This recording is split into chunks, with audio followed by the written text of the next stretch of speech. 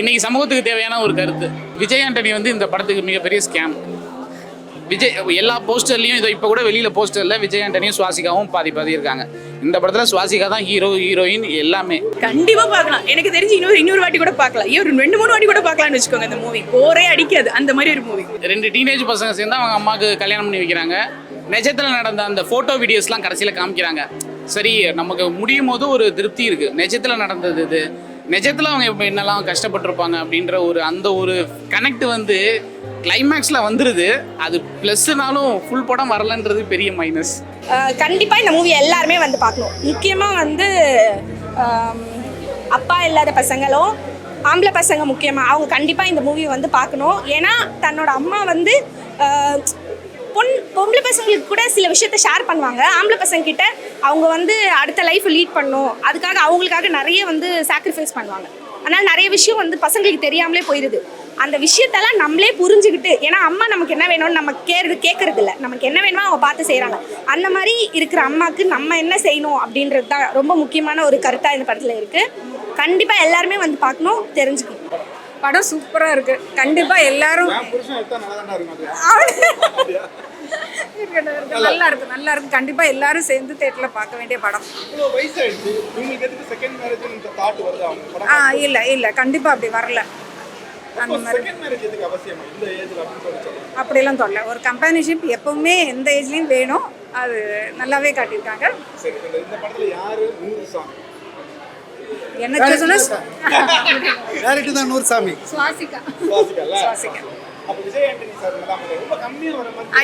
கம்மியாக வந்தாலும் படம் ஃபுல்லாக வந்த எஃபெக்ட் இருக்கு. அவ்வளோ நல்லா பண்ணியிருக்காரு விஜய் ஆண்டனி. எல்லாருமே பார்க்கணும். எல்லாருக்கும் அவங்களுடைய ரிலேட்டிவ்ஸோ வீட்டில் இருக்கவங்களோ எல்லாருமே பார்த்து என்ஜாய் பண்ணுறேன்.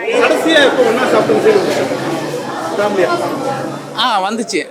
அதுவுமே அழுகாட்சியாக காமிக்கும் போது அதையும் ரொம்ப ரொம்ப கசக்கி புளியிறாங்க. இவ்வளவு கசக்கி புளிய வேணாம், இவ்வளோ ஃபீலிங் வேணாம் அப்படின்ற மாதிரி. இப்போ இந்த லவ்வில் வந்து கிரிஞ்சின்னு சொல்லிவிடுவோம். லவ்வில் இவ்வளோ கசக்கி புழிஞ்சா அதை கிரிஞ்சின்னு சொல்லிவிடுவோம்ல. அந்த மாதிரி பாசத்தில் கசக்கி புளிகிறதுக்கு இன்னும் வார்த்தை கண்டுபிடிக்கல. பட் அது அப்படி தான் இருந்துச்சு. இப்போ ஒரு பாட்டு வந்துச்சுல, 100 சாமிகள். இதில் பிச்சைக்காரனில் வந்த பாட்டு தானே அது. 100 சாமிகள் அம்மாவை பற்றின ஒரு பாட்டு தானே. சாமியில் என்ன ஆணு பெண்ணு, கடவுள் தான். அர்த்தநாரீஸ்வரர். என்னது? தேங்க்யூ.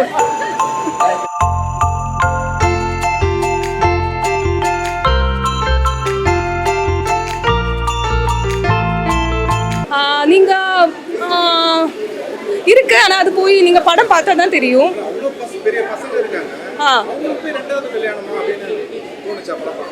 இல்லை அப்படிலாம் தோணலை.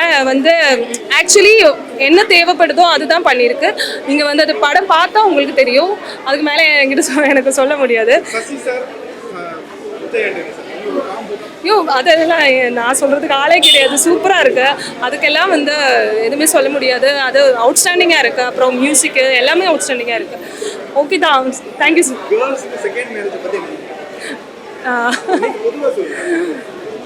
கேர்ள்ஸ்க்கு செகண்ட் மேரேஜ், தேர்ட் மேரேஜ் அதெல்லாம் அவரோட விருப்பம்.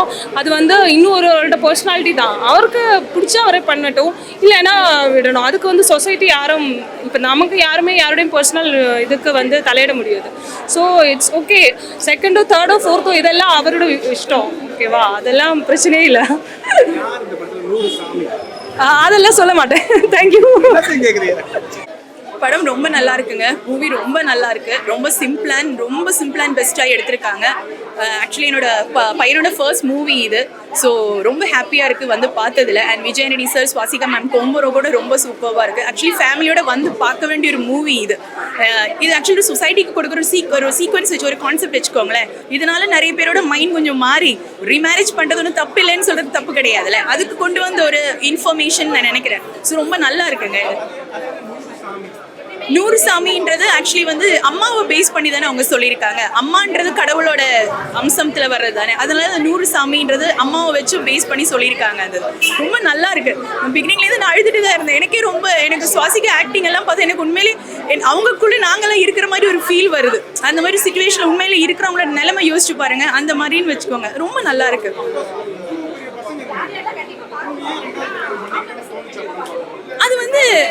அவங்க இருக்கிற சூழ்நிலை, அவங்கள சுற்றி இருக்கிறவங்க நிலைமை அப்படி கூட சொல்லலாம்ல. ஏன்னா அதனால தான் அவங்களுக்கு அந்த தாட் வந்திருக்கு. அந்த பசங்களுக்கும் அது தப்புன்னு தோணலை. ஏன்னா தப்பு கிடையாது, அவங்களுக்காகவே வாழ்ந்து அவங்களுக்கு தனிமையில் இருக்கும்போது ஏன் அவங்களுக்கு ஒரு துணை இருக்கக்கூடாது அப்படின்ற மாதிரி தானே. அவங்க தப்பாக ஒன்றும் போகலையே, பசங்களோட இஷ்டத்துக்கு பசங்க சொல்லி தானே பண்ணுறாங்க, அது தப்பு கிடையாதுல்ல. 4 பேருக்கு தெரிஞ்சு பண்ணுறது ஒரு இது விஷயம். அந்த வே பார்க்கும்போது ரொம்ப நல்லா இருக்கு. ஆக்சுவலி ஃப்ரம் த பிகினிங்லேருந்து ரொம்ப நல்லா இருக்கு. எனக்கு கிளைமேக்ஸ் அவங்க சாப்பிடும்போது அழுவுறது நான் ரொம்ப அழுதுட்டேன். நான் என் பையன் பார்க்குறேன் நான் அழுவுறது அப்படியே. அண்ட் ஃபர்ஸ்ட் ஸ்டார்டிங் கூட நல்லா இருக்கு. அவங்க ஆக்சுவலி ஏதோ சம்திங் ஆயிடுச்சுன்னு நினச்சிட்டேன் இந்த மூவியில். அவங்க இறந்து போகிறாங்களோ கூட நினச்சேன். அதுக்கப்புறம் பாதியில் வந்தப்போ எனக்கு கொஞ்சம் ஹாப்பியாக இருந்தது. அப்படி இல்லை அப்படின்னு. ஆக்சுவலி அவரோட மூவி நான் பார்த்துருக்கேன், பிச்சைக்காரன் பார்த்துருக்கேன்.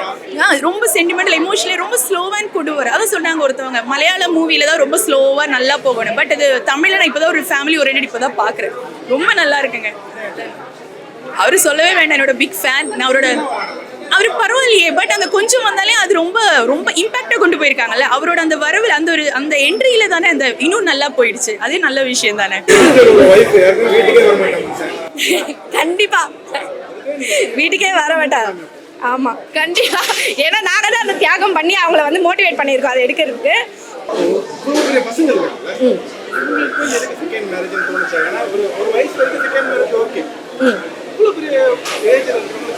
இது ஏஜ் மேட்டர் இல்லை சார். இப்போ எந்த வயசா இருந்தாலும் முக்கியமா நம்ம சொல்ல போனோம்னா வயசு ஆக நமக்கு பார்ட்னர்னு ஒருத்தவங்க தேவைப்படுவாங்க. அப்பதான் நமக்கு துணைன்னு ஒன்று வேணும். ஏன்னா நம்ம பார்த்துக்கிறதா இருக்கட்டும், இல்லை நம்ம வந்து ஒரு கஷ்டம் ஷேர் பண்ணுறதுக்கு கூட. ஏன்னா நமக்கு வயசு ஆக தான் குழந்தைங்களாவாங்கன்னு சொல்லுவாங்கல்ல, அந்த மாதிரி அப்போ தான் நமக்கு பார்ட்னர் தேவைப்படுறாங்க. அந்த டைமில் தான் வந்து நம்மளுக்கு கண்டிப்பாக பார்ட்னர் இருக்கணும். அதனால் இந்த வயசில் கல்யாணம் பண்ணிக்கணுமா, இந்த வயசில் நமக்கு ஒரு துணை வேணுமா, இந்த இந்த இந்த ஆசைலாம் உனக்கு இருக்கா அப்படின்றது ரொம்ப தப்பான விஷயம். அவங்களுக்கு வந்து வெறும் நம்ம இந்த ரீசனுக்காக தான் கல்யாணம் பண்ணிக்கிறாங்க நம்மளால பர்டிகுலராக சொல்ல முடியாது. அவங்க தனிமையாக இருந்திருக்கலாம், அவங்க வந்து நிறைய கஷ்டப்பட்டிருக்கலாம், இனிமேல் அவங்க வாழணும்னு நினைக்கலாம். அவங்களோட முயற்சி அட்லீஸ்ட் நம்ம எதுவும் செய்யலைனாலும் நம்ம தடுக்காமல் இருந்தால் ரொம்ப சந்தோஷம். Swasika is phenomenal performance.